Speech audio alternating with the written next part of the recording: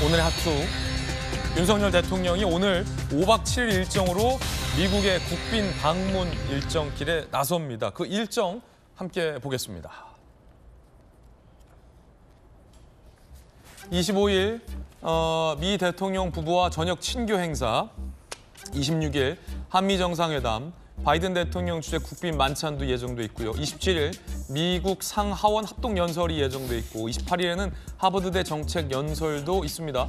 우리나라 현직 대통령으로서는 최초의 일정 하버드대 정책연설이라고 합니다. 굉장히 촘촘하고 바쁜 5박 7일의 일정이 예정돼 있습니다.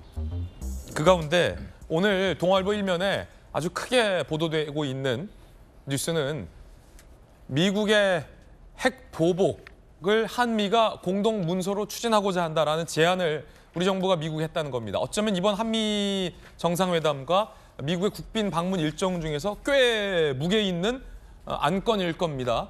우리 정부가 북한이 한국의 핵을 사용하면 미국도 핵 사용이라는 문구를 포함해달라라고 강하게 요청을 했고요.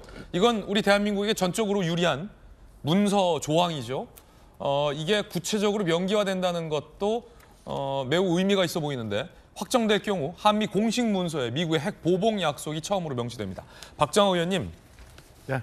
이게 핵우산이라는 개념이 사실은 좀 추상적이에요. 그렇죠. 그리고 무언가 동맹의 선의에 좀 의존하고 좀 기대는 듯한 전망도 섞인 개념이 지금까지 핵우산 개념인데 이게 이제 문서로 명기화된다는 건 이른바 일종의 어떤 계약적 성격을 띠잖아요. 그렇죠. 그래서 반드시 미국이 개입을 할 뿐만 아니라 핵에는 핵으로 북한에 응징을 하기 때문에 북한 입장에서는 이거 대한민국에 핵 못 쓰겠다라는 좀 반응도 나올 것 같고 어떻게 보십니까? 굉장히 중요한 의미를 갖고 있는 거예요. 지금 우리나라가 북한 핵과 관련해서 제일 큰 문제는 이 비대칭 전력을 극복할 수 없는 상황이 거잖아요. 그리고 북한은 지금 직접적으로 핵 위협을 계속 가하고 있는 상황이에요. 그래서 지금 같은 상황에서 미국이 저 문제에 대해서 이렇게 전향적으로 정리를 좀 해주고 이에 대해서 계약이 타결이 된다면 저는 앞으로 이제 북한이 직접적인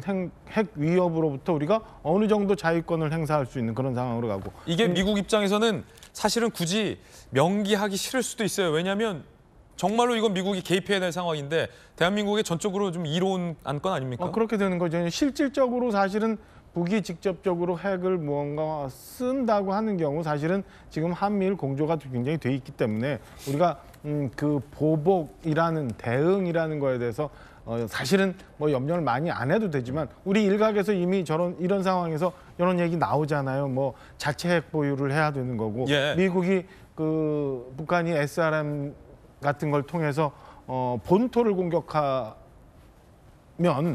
과연 그럼 미국이 본토가 위협해지는데 우리 한반도를 보호해 줄 거냐 이런 걱정들 많이 하는데 만약에 저 부분이 정리가 된다면 저는 뭐 이런 문제에 대해서 다 완전 클리어하게 명료하게 정리가 될 수 있는 그런 상황이 되기 때문에 저는 굉장히 큰 의미가 있다라고 하고요.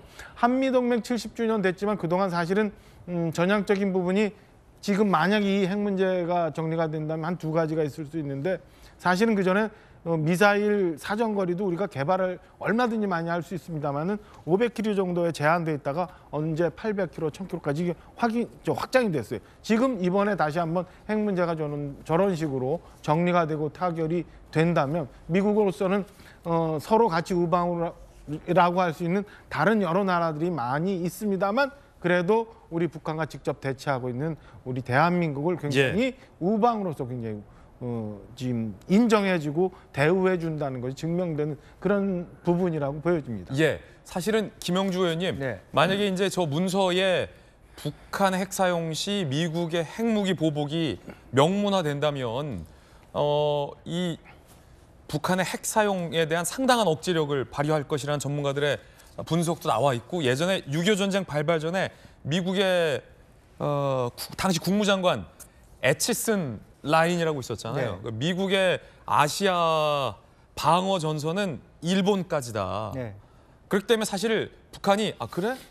밀고 가 라는 뭐 명분을 준 건 아니냐라는 당시에도 논란이 있어서 결국 나중에 철회가 됐는데 이게 시간이 지났지만 계속 이 애치슨 라인에 대한 오해 내지 불신이 아무리 한미 동맹이지만 있어 왔는데 만약에 이제 핵 보복이 명기화된다면 그런 우려는 좀 상당수 좀 불식될 걸로 보이는데 어떻게 보십니까? 그렇습니다. 이제 이번의 경우는 두 가지 핵심적인 것이 어쨌든 주체를 명시화하고 있다. 예.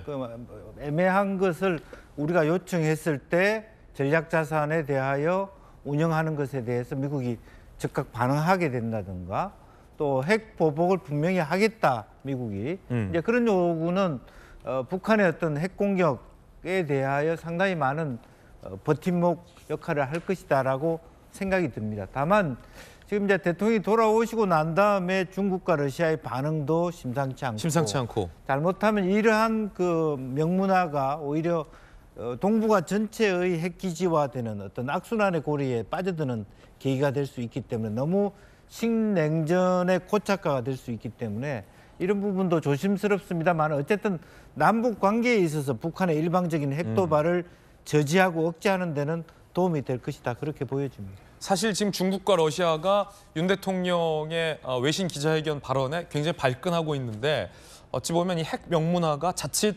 동북아시아의 위기감을 더 조성할 수 있다. 그럼 그만큼 우리가 이제 중국과 러시아 외교도 좀 더 신경 써야 한다 이 말씀이신 거죠? 지금 이제 푸틴이 그런 얘기를 하고 있지 않습니까? 그렇다면 우리가 북한과의 핵에 관련해서 남한이 그런 대응을 한다면 우리도 정당하게 북이 핵을 말하자면 사용할 수 있는 여러 가지 지원도 마다하지 않겠다고 러시아가 얘기할 수 있는 개연성도 많기 때문에 실제적으로 한편으로 보면 안전과 말하자면 그 평화를 유지하는 것에 두 가지 축이 있는데 지금은 굉장히 서로 스트레스가 많아지는 트랙으로 가는 것이기 때문에 다른 한편으로 보면 한쪽으로는 안전을 보호책을 하면서도 중국과 러시아에 대한 별다른 어떤 대응책이 필요하다. 저는 그렇게 생각이 듭니다.